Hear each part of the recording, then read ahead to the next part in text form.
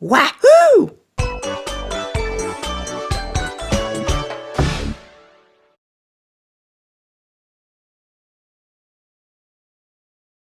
Last time I talked about Klonoa Door to Phantomile and mentioned about a sequel being made years later. Naturally, you would think I'm gonna review it, but no, since most people would definitely already knew about the game's existence, so covering it would just be pointless. Instead, I want to do something different. In between 1997 and 2002, there were several games being released on different systems. To continue the theme of Klonoa Appreciation Month, I want to take some time to talk about games that hardly anyone talk about, mainly spin-off. I want to talk about the one that never left Japan, Klonoa Heroes.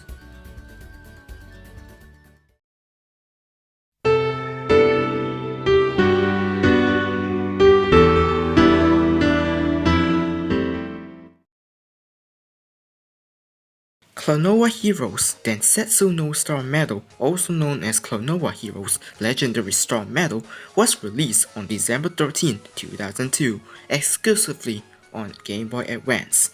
Instead of continuing the traditional formula of 2D/2.5D platformer, this game did just that, in favor for a new gameplay style, Action RPG. Now, I'm gonna say right here, I'm not a big fan of RPG and kinda dislike the genre as a whole. RPG just doesn't fit well with me. I don't like going around in a large map only to encounter random enemies.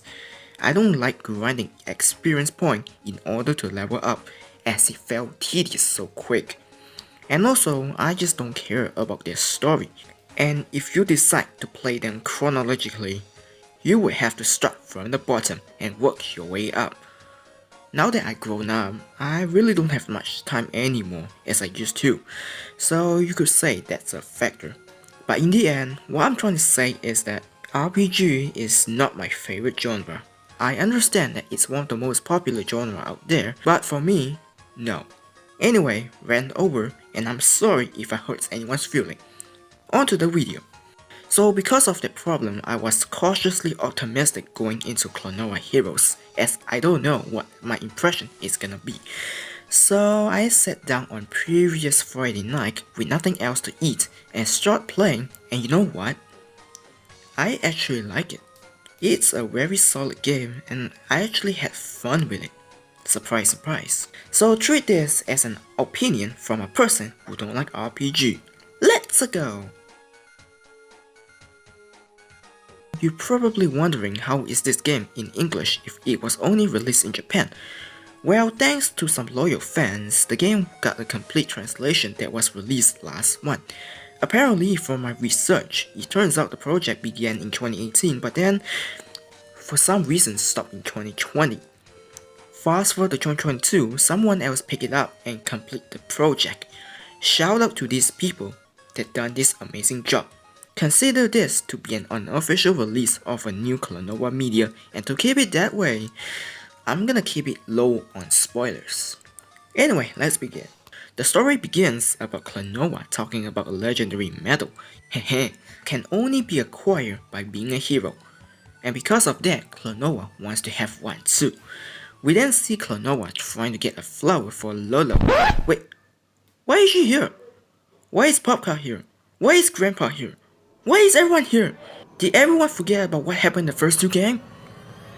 Well, it turns out this game takes place in an alternate dimension where Klonoa lives together with them and he's not a dream traveler. He actually exists there. I guess Namco is done breaking all our hearts so many times that they decide to call it a day with this one. Well, thanks for that, Namco.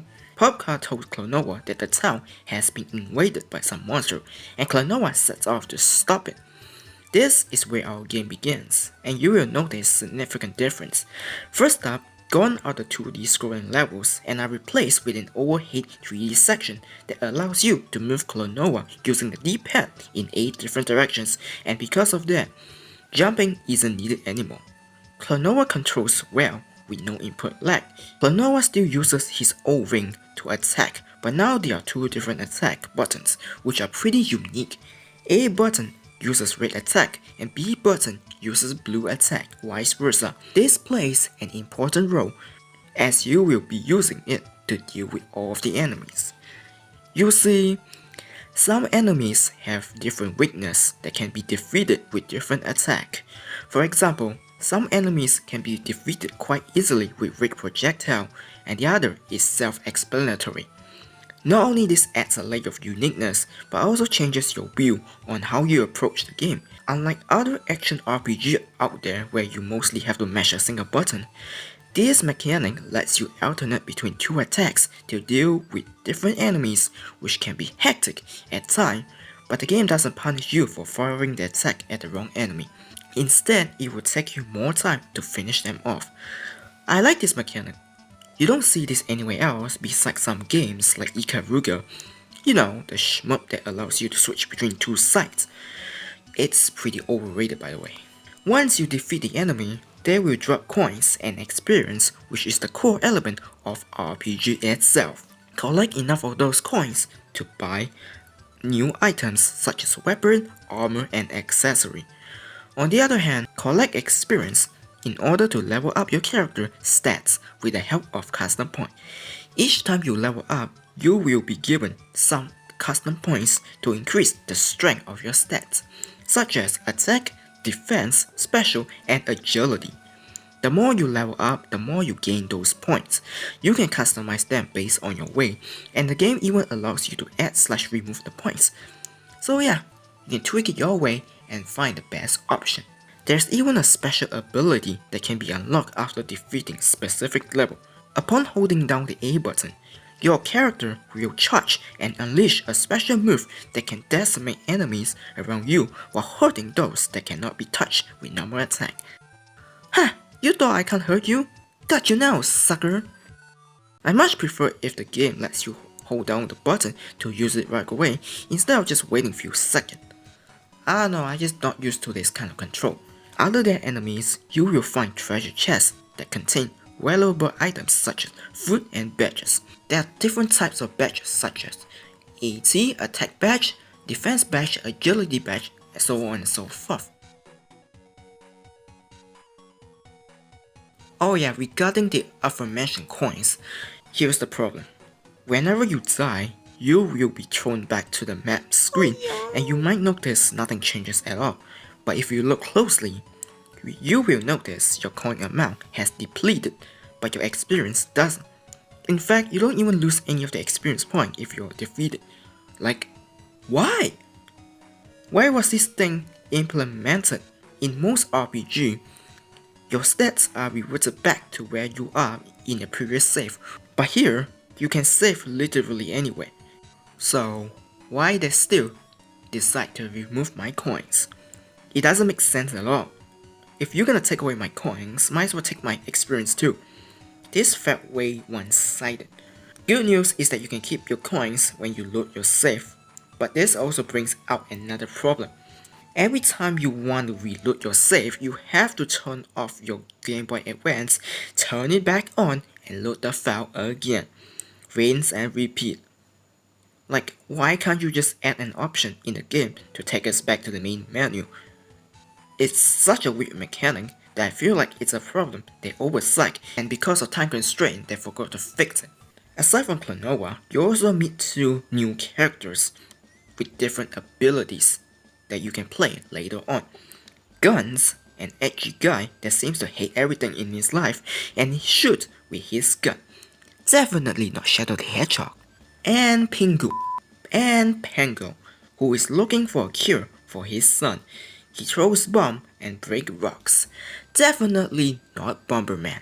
You can switch between those three by pressing the L shoulder button at any moment. It's useful when one of your characters is low on health, and you can swap another one momentarily to keep fighting till the end. Unfortunately, it also got its problem. Every time one of your characters dies, you are sent back to the map regardless. Doesn't matter if any of your three are still alive, you are sent back to the map regardless. In other games, if your partner dies, you can swap up with another one, but here, the game doesn't do that at all, which really baffles me. Like, oh, you die. Well, tough luck. Go back to the map and start the entire level again. Sucker. This is probably the biggest problem with the game. Since we got those 3 members, I think we should have been given another chance to substitute for our fallen comrades. There are a total of 8 worlds spanning across different levels in each world. The levels themselves aren't that long to traverse too, and I'm glad to keep it that way, as most areas are infested with tons of enemy, which not only helps you to increase your experience point, but also slows down your progress. On your way to your next adventure, you will be constantly stopping every few moments to slay every enemies before moving on to the next route. In some areas, you will have to find keys to unlock the door, but also, some areas forces you to finish off all the enemies in order to find the key that they're holding. You will be doing this for the entirety of the game, which can feel tedious, since it can be exhausting, fighting the same old enemy. But it will be important as you have to defeat bosses at the end of each world. At the beginning, it is manageable, but then it ramps up the difficulty that it can cause us some rage. So that's why you have to constantly level up to increase stats, and also get enough coins to buy better weapons to make the world a better place, to beat that boss more easily. I guess this is the appeal of RPG itself. Soundtrack wise, while I enjoy some of the music, I find the rest to be just lackluster. Each world are just represented by just one theme, and it plays every time you enter a new level in that world. I'm not saying the music is bad, but I feel like they could have added more than one music for that specific world. Take for instance, Jugkettle Sea, second world of the game, which includes an underwater section. You would think they would add a brand new theme to fit with the underwater section. But no, it's the same old thing you've been hearing since you entered the first level of that world. Overall, I think the music is decent, but I wish they could have added something more to it.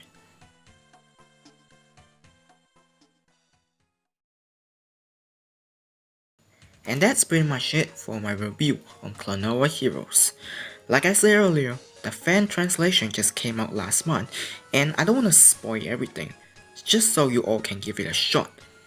From the perspective of a person that don't like RPG, I find this game to be enjoyable. In fact, the more I play this, the more I actually enjoy playing RPG as a whole. Perhaps, maybe this game will kickstart my journey to play more RPG in the future. But until that day comes, I will stick with what I have now. So yeah, that's all I have to say for this review. I highly recommend you give this game a shot. If you love RPG and also Klonoa, then this game is worth giving a shot. Anyway, that's all I gotta say now. If you enjoyed what you see, be sure to like, share and subscribe, and comment below if you think this game is good, and what did you disagree with my comment. Anyway, don't forget to join my Reddit and Discord server down in the description to find more updates about me. Thank you for watching, and see you all next time. Wahoo!